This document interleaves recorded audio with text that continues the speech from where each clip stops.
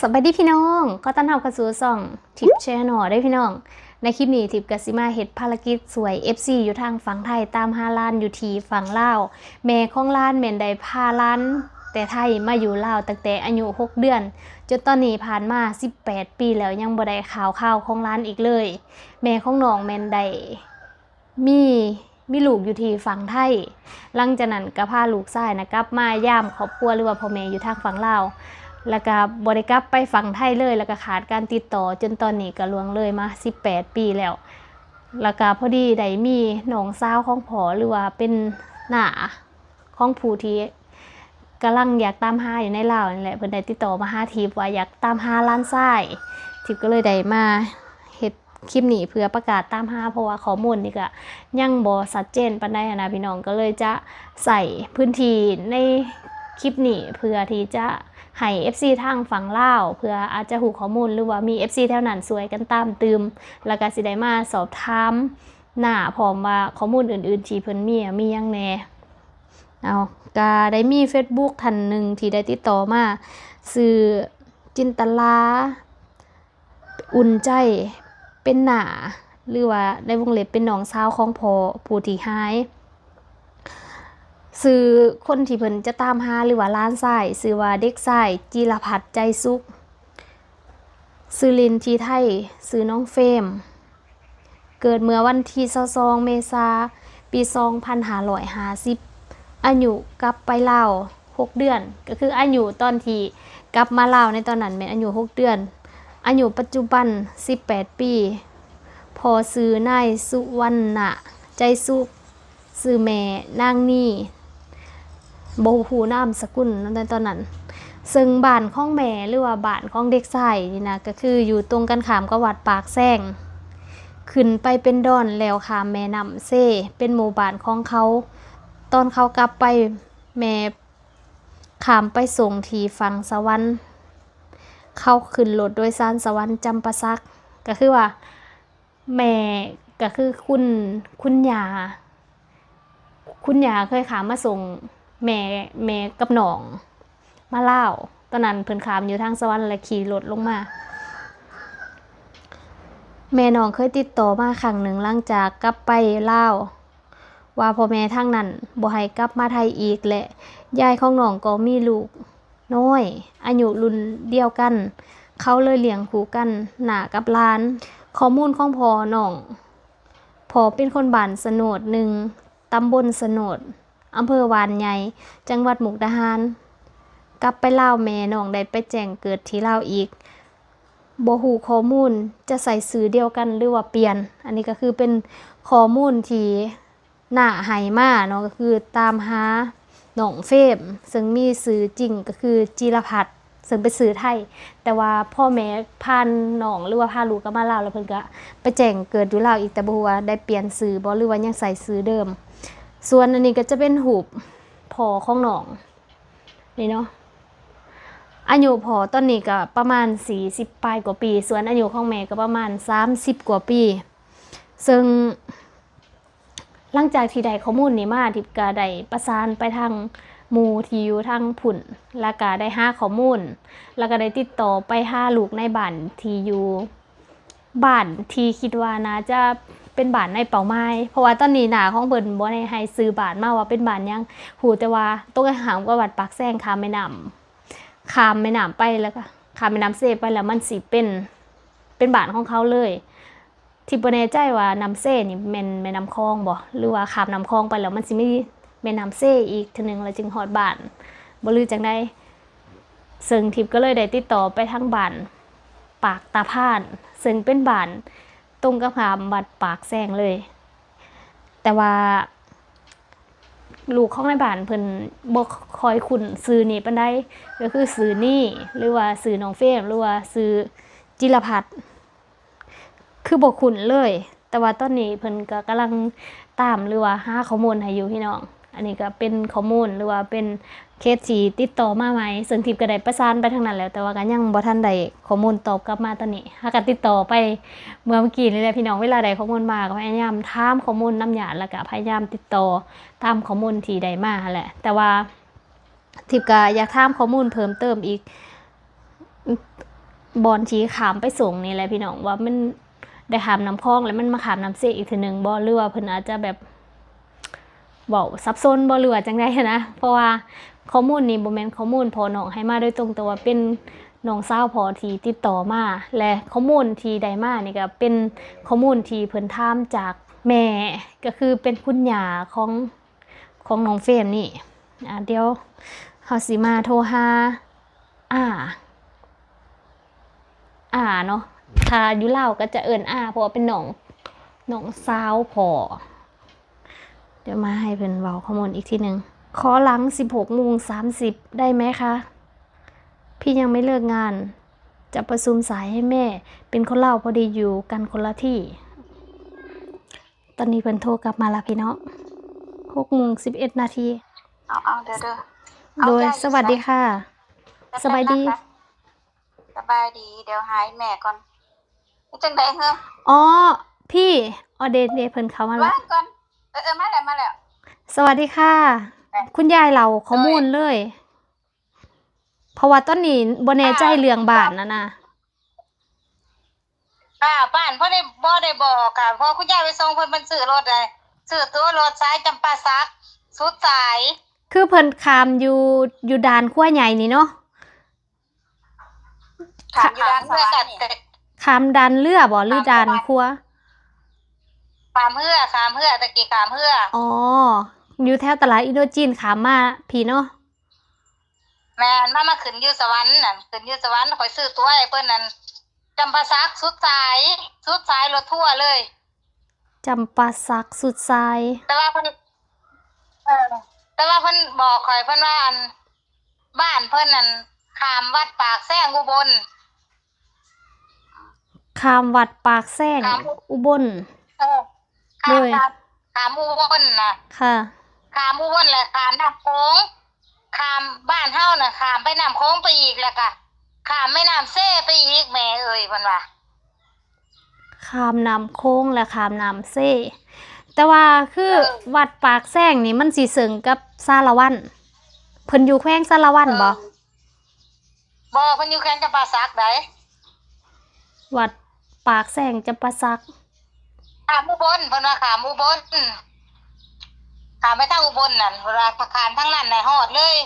ข้ามแม่น้ำโขงเทื่อข้ามแม่น้ำเซ่เทื่อแล้วฮอดมันว่าข้ามแสดงว่าข้ามน้ำซ่องต่อข้ามเทื่อที่1คือข้ามน้ำคลองข้ามเทื่อที่2คือข้ามน้ำเซ่แม่นข้ามน้ำเซ่หรือข้ามดอนเนาะเพราะว่าต้นหน้าให้มาแม่นนั่นข้ามไปแล้วมันเป็นดอนแม่นบ่คันดอนนี่มันสิบ่แม่นน้ำเซ่มันน่าจะเป็นน้ำคลองเป็นเกาะเป็นดอนค่ะบ่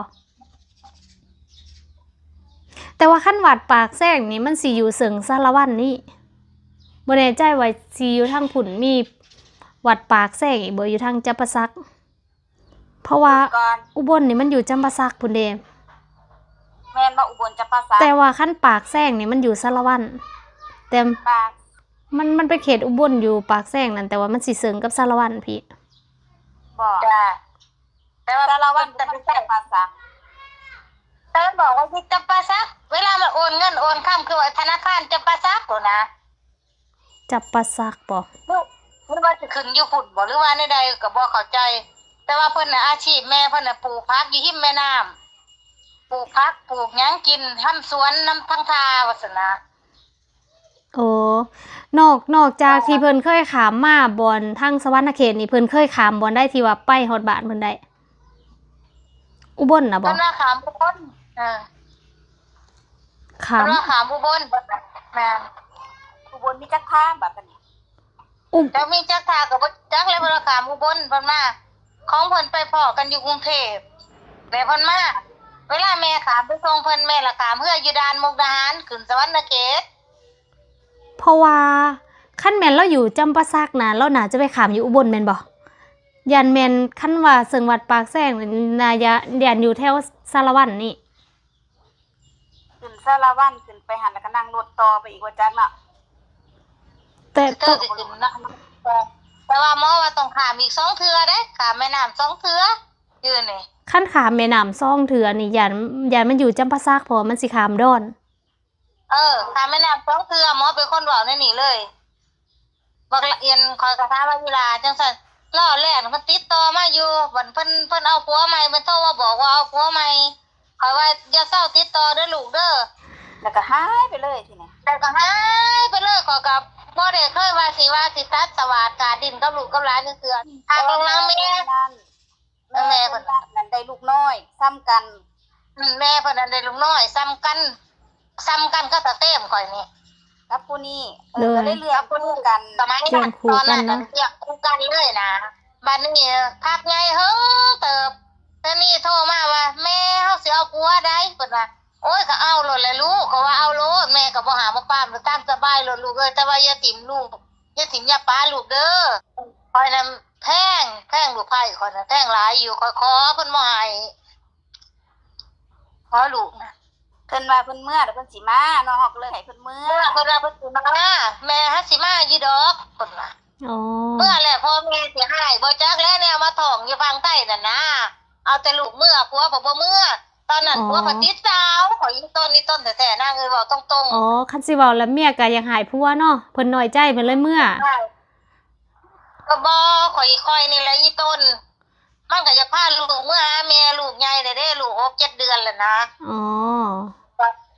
กำลังห้องใส่รถห้องใส่เครื่องบินห้องใส่นกใส่นูน่ะกำลังไปตะแคกไปตะสั่งก็แล้วข้อมูลนอกจากนี้นั้นยายมีข้อมูลตัวใดอีกบ่ยังเซ็นบ้านเรามียังแน่หน้าตาพ่อแม่เคยเห็นอยู่บ่เคยเห็นบ่เห็นไผหูบเรามีบ่หูบหลานหรือว่าหูบแม่บ่มีหูบไผจักคนสมัยนั้นบ่มีโทรศัพท์อีกเด้อนี่ก็บ่ได้กระดือกระดานไป18 ปีนะ18 ปีนี่โทรศัพท์แต่มันโมโตโรล่าถ่ายรูปบ่ได้โมโตโรล่าภาพขึ้นภาพลงอ๋อถ่ายรูปก็บ่ได้สมัยน่ะภาพขึ้นว่าสิว่าเขาเงื่อนขึ้นบัดนี้ภาพลงโดยเอาบัดนี้ข้อถามว่าตอนนั้นแม่ไปเฮ็ดงานน่ะเฮ็ดงานอยู่ไทยเจอกันอยู่กรุงเทพแม่เราเฮ็ดงานหยังตอนนั้นโอ้ได้มีข้อมูลอีกผู้นึงเอื้อยเขาก็อยู่กรุงเทพเด้อโดยเอื้อยแล้วนี่สิบ่มีลูกครับเดี๋ยวแม่นเอื้อยนางนี่นี่อยู่กรุงเทพคือกันหมอมานำเอื้อยว่าซั่นเอื้อยซื้อหยังแม่บ่จักกี่คนเขาบ่บอกนะบ่บอกนามสกุลมันยังบ่บอกแต่ว่านามสกุลมันยังบ่บอกสมัยนั้นยันเขาบ่มีนามสกุลแม่นหลายคนได้บ่มีนามสกุลบางทีก็บ่จื้อว่านามสกุลเองก็มีนะนั่นแหละเขาก็เลยไปว่าเป็นนางนี่แล้วก็ลาวหั่นน่ะนามสกุลแล้วก็ลาวเลยนะก็เอาลูกก็ได้หมอเขาก็ซักเขาก็ถามเพิ่นก็บ่บอกอ๋อแม่ซื้อหยังเพิ่นก็บ่บอกพ่อซื้อหยังเพิ่นก็บ่บอกเพิ่นนิ่งโดยแต่เบิ่งลักษณะการกินการอย่างนี่บ่แม่นขอโทษเด้อบ่แม่นแม่ดูถูกนะการกินการอยากคือสิเป็นคนทางเทิงขึ้นไปอยู่ทางไกลจากน้ำโค้งอยู่บ่แม่เบิ่งลักษณะการกินของเธอบ่กินบ่แม่นแบบพวกอิ่มท้องเอาบ่แม่นพวกสวรรค์น่ะนะการกินนั่นเขาสิกินไปทางเขาอยู่การกินของเขาการเฮ็ดกินเฮ็ดอยากของเขาเนี่ยสิบ่กินแบบพวกอิ่มทาแต่เมาอิ่มทาแต่ว่ามันสิมาทางคือของทางไทยแหละเนาะการกินกันอยากกันนะโดยก็จะกินแบบของเพิ่นอยู่แล้วตอนที่เพิ่นไปอยู่บ้านนำนี่เพิ่นไปด้นอยู่บ่โดนออกลูกเอาไปเกิดลูกซื่อๆอ๋อแสดงว่าตอนเพิ่นติดกันนี่อยู่กรุงเทพพ่อท้องแล้วก็มาเกิดลูกอยู่บ้านแม่นท้องโตมาเกิดเดือนนั้นเลยตั้งมาเกิดลูกซื่อๆอ๋อตั้งพักกันลงมาบ้านกรุงเทพน่ะมาข้องมือนะหน่อยข้องมือเกิดลูกเลยพอเกิดลูกปุ๊บก็เลี้ยงได้6 เดือนพอหน่อยได้6 เดือนกว่าๆนี่แหละอ๋อแล้วคือเลี้ยงถ้าบ่ค่อยนี่แหละเลี้ยงซอยกันนั่นล่ะแม่แล้วนี่เป็นคนขาวบ่หรือคนดำนี่บ่ขาวนี่บ่แม่คนขาวเหลืองมีขี้แมงวันมีไฟยังจังได้บ่มีคนงามได้แต่ว่าจมูกมันอยากเป็นแบบเนาะแม่เนาะจมูกดีอยู่แต่เป็นคนงามคนส้มดีแต่มันเป็นคนขาวคนขาวคนหนาฮะคนขาวผมนี่โอ้ยผมนะผม งามผมนะผมเหยียดผมตรงผมบ่หยิกผมงามคนงามเลยขาวงาม อ๋อ แต่ว่าเป็นคนเสียที่ว่าจมูกแบก ตันจักหน่อยหุ่นเท่านั้น ตันอยู่ด้วยตันแบบคนนี้ยังเลยคนสูงอยากสูงก็คนตันนะคน คนตัน แต่ว่าแผนตันนะคนก็อ้วน อ๋อ ยางต้องปึดคนดูคนขยันผู้หญิงคนนี้นะคนขยัน อืม แป้งคอยแป้งหลาย แต่ว่ากูบดีคือลูกไปนะเขาบอก อย่า ตัว เฝ้า เลย ว่าไอ้ไข่ข้อมูลเพิ่นผุนจะมาว่าจังซั่น อาณา นี่เขาไม่แหละ บ้านก็บ่เคยไปเนาะ ไม่เคยแล้วคนบ่หายไป แล้วคืออันหมู่ของลูกแม่นี่นะที่ฮู้จักกับเรานี่มีบ่ บ่มี บ่มีเนาะ บ่มี เพราะว่าเพิ่นไปอยู่กรุงเทพเพิ่นก็อยู่ตัวผู้เดียว อ๋อ แล้วเรานี่มีอ้ายเอ้ยน้องจักคนซะนี่นะ คอยทราบคอยได้ยินว่าเอื้อยเพิ่นน่ะก็ยุ่กรุงเทพมาโดนแล้วเพิ่นมานำเอื้อยเพิ่นตามมานำเอื้อยเพิ่นมาเฮ็ดงาน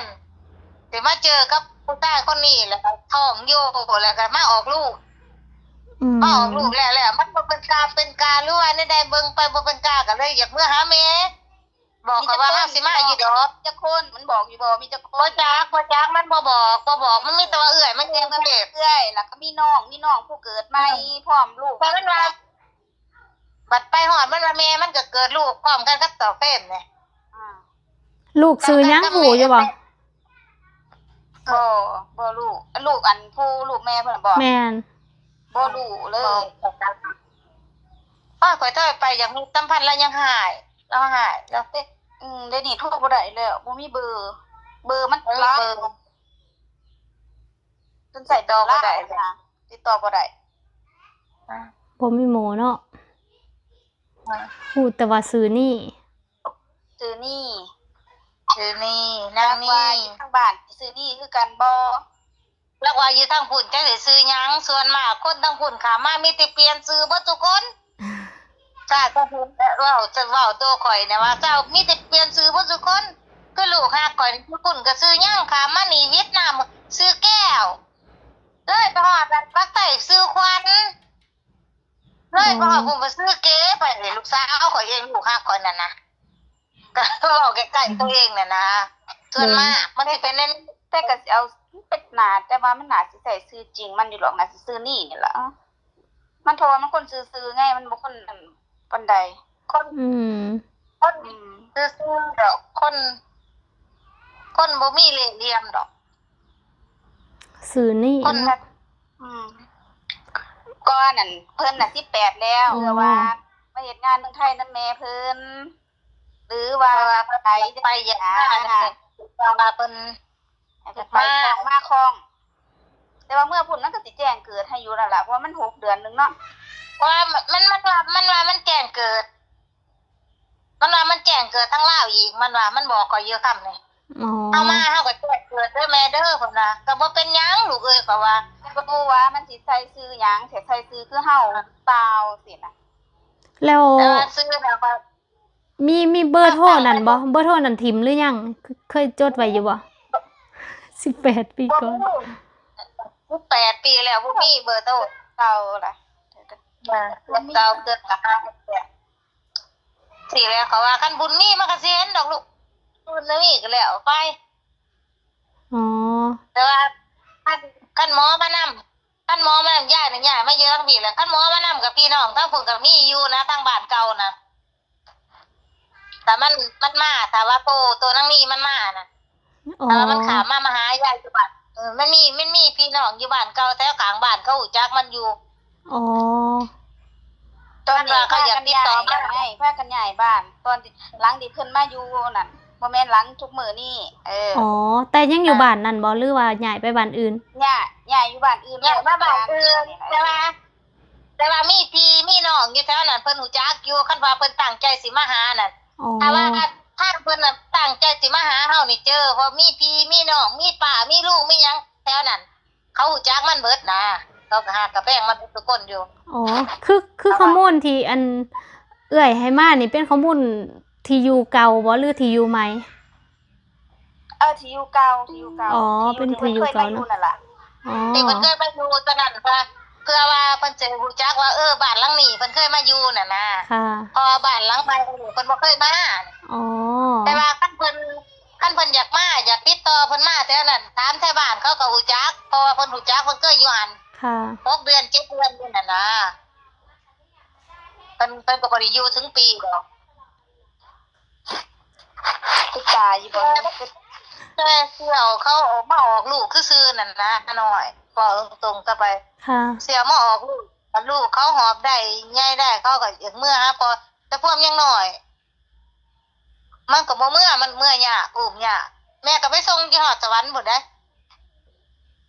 เราว่าบ่ขี่รถจักชั่วโมงหรือว่าขี่รถไปจังได๋นะเราบอกอยู่บ่เพนเดินทางแล้ว บ่ก็ค่อยมันบ่บอกเด้ว่าโรงบ้านนั่นบ้านนี้มันบ่บอกมันบ่เว้าเอาเลยเอาไปซื้อปันมีรถคันนี้สุดท้ายจำปาสักเลยซื้อรถคันนั้นซื้อแต่ว่าค่ารถน่ะสุดท้ายเลยข่อยเป็นคนจ่ายค่ารถให้ ซื้อเท่าใดตอนนั้น ว้ายตอนนั้นซื้อเท่าไหร่เนาะเกือบ300 200กว่าบาทเกือบ300 บาทตอนนั้น 300 18 ปีหลังนะ280 กว่าบาทนี่แหละจำได้อยู่สุดท้ายนะ แต่เราบ่ได้บอกติว่าสิไปสุดท้ายนะ เราบอกเล่าเลยแหละแล้วเป็นคนไปซื้อข่อยอ่านเบิ่งในตัวน่ะสุดท้ายเลยบ่นี่แม่นมันว่าเจอสุดท้ายเลยสิเฮ็ดได้สิว่าจังไดมันก็ซื้อบ่ตอบมีผู้มารับอยู่บ่ลูกไปได้ใดมาได้ใดอย่าไปเถอะเอาคนหน่อยป้าไว้นำแม่ซะมันก็ซื้อมันบ่ตอบแต่มันจักมันคือได้ใดนะคนไปซื้อตัวน่ะคือข่อยไปซื้อตัวสุดท้ายเลย เขาขายให้สุดท้ายเลย อ๋อ สวัสดิ์ในเขตจะปาซักเลยนะ แล้วอันท่าที่ว่าปากแซงขึ้นไปลาวนั่นรถสวรรค์เขตจำปาสักผ่านอยู่บ่ทีนี้ ผ่านเพราะว่าคือเพราะว่าเฮามันบ่ได้ยืนยันได้ว่าขี่แต่สวรรค์แล้วมันสิไปลงสุดท้ายเลยนะแต่ว่ามันเป็นสายยาวแม่นบ่อย่างเช่นเวลามุกดาหารเข้ากรุงเทพมันก็สิแวะแถวมหาสารคามขอนแก่นนี่ยังไปเนี่ยละสารวัตรก็สิอยู่แถวขอนแก่นจังซี่นะ แต่ว่ามันก็ สมมุติว่า คอนแกนฮะเอาไปลงคอนแกนแล้ว ระว่างทางก็ได้มันบ่ แม่นเฮา มันสิคิดค่าส่วนบ้าง แม่น แม่แก้อยู่ด้วยได้ฝ่ายค่ะเพราะว่าคือจังเฮาซื้อรถกรุงเทพถาดเนี่ยเฮาบ่ลงอยู่มุกแต่ว่าเฮาต้องจ่ายสุดสายคือถาดพนม เขาบ่จ่ายว่าจะไปลงมุกจะจ่ายแค่มุกบ่แม่นเด้คือจังสตาร์มานั่งรถจากมุกมาอุดรจังซี่แต่ว่าไปลงสกลไปลงไอ้ระหว่างทางที่มันบ่แม่นป้ายบ่แม่นสถานีขายตั๋วน่ะเขาก็คิดเต็มสุดสาย คือมันจังนั่งรถจากเส้นทันมานั่งรถเส้นทันอุดรไปหนองคายแล้วมันทานหน้าบ้านเนี่ยนะมันซื้อมาลงหน้าบ้านอยู่แต่เขาคิดราคาสุดสาย ก็คือคิดจากอุดรหนองคายเลย แต่ว่าจะสิลงไสก็สร้างเจ้าประมาณเนี่ย เดี๋ยวถ้าแม่ ว่ามันเป็นแบบนั้นอยู่ เดี๋ยวถ้าแม่ก็เนาะตอนแม่ไปซื้อตั๋วนี่แม่ว่าจังได๋แม่ว่าเอาสุดท้ายบ่หรือว่าเอาลงบ่อนนั้นบ่อนนี้ตอนไปซื้อได้บอกเขาบ่ ผมเป็นคนไปฟังยายแม่เป็นคนจ่ายเงินแล้วก็แม่จับตัวมางานสุดท้ายเลยบ่ลูกแม่นเพิ่นเป็นคนซื้อซะนี่เนี่ยเป็นคนไปสั่งแม่เป็นคนไปจ่ายเงินอยู่นํกันใน2ตัวนั่น แต่ตอนมันสั่งว่าแนวใด มันสั่งว่าสวรรค์ในเขตจะปาซัก มันว่าจังซี่ คือต้นสายนี่แต่บ่รู้ แม่ ว่าน ตรงใด แม่นมันเป็นสื่อซ้ายมันอาจจะแบบว่าสวรรค์เขต สวรรค์เขตจะปาซักมานี่ขอยเลยปล่อยควันปากว่า ไปต่อหมองอื่นไปอยู่บ่ขอยถามบักผู้มันขายน่ะสุดท้ายอยู่ทำนี่แหละมันว่าบักผู้มันขายตัวน่ะว่าขอยก็ป้อนปากถามอยู่ไปฮอดนี่สุดเลยยายเที่ยวนี้ก็เที่ยวสุดท้ายเลย แล้ว บ่มีอีกแล้วมื้อนี้ แล้ นะ วคือแบบเวลาแบบไปแล้วนะเราได้บอกบ่ว่ามันต้องต่อรถบ่หรือว่าต่อเรือ บ่เว้าบ่บอกขอยถามอยู่ว่าอีหลามีรถต่อล่าสิบ่เว้า แล้วคือที่แม่เว้าว่าอันอยู่ตรงข้ามวัดปากแซงนี่ได้ข้อมูลจังได๋มา มันนั่นแหละเป็นคนเราคือฟัง ถ้าขามปากแซงถ้าขามแท้ปากแซงนั่นขามน้ำคลองแล้วก็ไปขามเมียน้ำอีกเทื่อมันว่ะ แม่น้ำอีกเถื่อ ขามแท้มันก็บ่ว่าขามมันปากแซงดอกมันว่าขามแถวอุบลนั่นน่ะ อืม แถวอุบลคือแถววัดปากพ่อข่อยพามันไปวัดปากแซงเด้พาไปไหว้พระปากแซงแล้วก็ไปนั่งยิ้มน้ำบ้านเฮาขามไปจังซี่แหล้วแม่เอ้ยขามไปแล้วก็ไปอีกมีอีกบ้านนึงมันว่าขามไปอีกบ้านนึงจะเป็นบ้านเฮามันว่า ข้ามบ้านหนึงจังเป็นบ้านเฮา ขามมันขามไปหน้าอีกมันว่าจังเป็นบ้านเฮามันว่าบ่แม่นได้ขามไปนี่สิฮอดแล้วบ่แม่นมันว่าจังซี่โหไกลปานนั้นบ่รู้ขามหลายเทื่อปานนั้นบ่ก็เลยว่าสิ ข้ามบ้านหนึงจังเป็นบ้านเฮาแสดงว่าข้ามน้ำไปแล้วหั่นน่ะบ่ได้ข้ามน้ำอีก แต่ว่าข้ามบ้านหนึง ขามน้ำอีก ข้ามน้ำ ไป อีก นี่มันสิมีอีกบ้านนึงมันว่าขามน้ำไปนี่นะ อ้าว มีอีกบ้านนึง ขึ้นแบบแรก ขามน้ำโค้งขึ้นไปปึ๊บเป็นดอน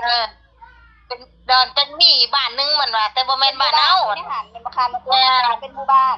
เป็นหมู่บ้านแล้วก็ขามอีกแม่น้ำเซ่เป็นแม่น้ำหนึง ขาม ขึ้น ได้ ไป เป็ เป็น นห อี มู่ ก บ้า จะ น แม่นบ้านเฮามันว่า แม่นบ่ แสดง มัน ว่า ว่าสิ แสดงว่าตรงน้ำวัดปากแซงขามน้ำโค้งขึ้นไปปึ๊บเป็นหมู่บ้านหนึ่งหมู่บ้าน นี่มีบ้านนึงอยู่ แล้วก็ที่นี่แม่น้ำไปขามอีกไป เป็นอีกหมู่บ้านนั้นเป็นหมู่บ้านมันประมาณนี้ คิดว่า เป็นสี่ ซึ่งบ่แม่นดอนเป็นบ้าน เป็นบ้านมันว่าเป็นบ้านเด้ อาจจะเป็นไปได้เนาะ อืม เพราะว่าข่อยก็เลี้ยวไปเนาะข่อยเลี้ยวไปทางซ้ายก็เป็นหมู่บ้านการน้องก็เป็นหลังคาเรือนคนมาย่ำอยู่ก็เลี้ยวไป อืม อันนี้บ้านนี่มื้อนี้บ้านเจ้าบ่แม่นข้ามไปนี่อีกแล้วก็เลยไปอีกข้ามอีกเทื่อนึงจังแม่นมันว่าข่อยก็ถามเลยอีหลาบ้านเจ้าอยู่นี่บ่ลูกบ่พักข้ามไปนี่ฮอดบ่ว่า อืม บ่แม่นมันก็ว่าสิ มีบ่อส่วนในการ ครับ โอเคตรงไหนเอาข้อมูลมาหาก่อน อืมโซนทางปากแซง แล้วก็ โซนทางปากซัก แล้วจะบุญปลาเนาะหลานเนาะ ค่ะ บุญมีมาก็สิพ่อเนาะลูกเนาะ แม่น แล้วจะบุญปลา อยากให้เรียนนะขอน้องเฮาก็ได้อีตุดซะ อ๋อ น้ำเคยหาอยู่ได้เทื่อนึงเคยหมู่อยู่สวรรค์น่ะ มันไปหามันถามหาให้ เขาว่าจังไดตอนนั้น ตอนนั้นมันเข้ากับบ่ค่อยว่างแหละมันว่าเดี๋ยวว่างเฮาลงไปเฮาสิไปสอบให้ช่วงบ่ได้ไป ช่วงเคลื่อนแตกน่ะเพราะว่าอันช่วงเคลื่อนแตกโอ้ยก็ว่าพัดเอาร้านกูไปแล้วก็ว่าสิเขาว่าบ่ได้ฮอดบ้านมันก็ว่า อ๋อ ช่วงเคลื่อนแตกน่ะเขาว่าพัดเอาร้านกูไปแล้วก็ว่าสินะเขาบอกได้ยินข่าวว่าบ่ฮอดบ้านมันว่าซั่น อ๋อ บ่ฮอดแล้วนั้นบ่แม่นว่าซั่นก็ห่วงจะมาเกินแตกก็ได้ก็ก้าวหาอยู่ มืดแล้วแมันบ่ข้อมูล เบิดมีเท่านี้เลยลูกคันหาได้ก็เป็นบุญคันหาบ่ได้ก็แล้วแต่บุญพละแต่ว่ามันสิมาหาเฮานี่ง่ายมากๆเลยเพราะมันเคยอยู่นี่ แม่น ถ้ามันตั้งใจสิมาหาเฮานะคันตั้งใจว่ามันสิมาหาเฮาง่ายมากๆเพราะมันเคยมาอยู่นี่มันเคยหูจักป่าน้องมันเคยหูจักแม่ซอนมันเคยหูจักนั่นจังนี่เขาเคยหาข้าวหาน้ำซอยเหลือจนเจือมันอยู่ยามแม่บ่อยู่มันก็อยู่นำเขามันเคยหูจักคนข้างบ้าน แม่น่ะซื้อหยังเกาะ แม่ซื้อจี๊ด แม่จิ๊ดเนาะอ๋อบางทีลูกเต่าเพิ่นบ่หรือว่าเพิ่นผ่านมาเห็นวิดีโอนะ แม่นจ้ะ โดยโอเค เดี๋ยวสิเอารวบรวมข้อมูลแล้วก็สิลองหาเบิ่งได้คำตอบแล้วจังได้จังสิอัปเดตอีกทีหนึง จ้า ค่ะ ค่ะ ขอบคุณหลายๆค่ะ บ่เป็นหยังค่ะ ค่ะ จ้า ค่ะ สวัสดีค่ะ ฝากไว้ด้วยจ้า ค่ะ สวัสดี เอาแล้วล่ะพี่น้อง ที่นี่ก็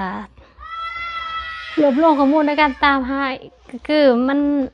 นบ่ค่อยชัดเจนในเรื่องของที่อยู่บ่แน่ใจว่าสิเป็นจำปาสักแถบ่หรือว่าสิอยู่แถวสารวัตรจังซี่เนาะข้อมูลก็ตามที่ทุกคนได้เห็นบัดนี้ก็มาลุ้นกันต่อว่าสิเจอบ่แค่นี้หรือว่าสิได้ข้อมูลหยังเพิ่ม เดี๋ยวมาลุ้นแล้วก็ติดตามไปพร้อมๆกันเด้อพี่น้องสำหรับคลิปนี้ก็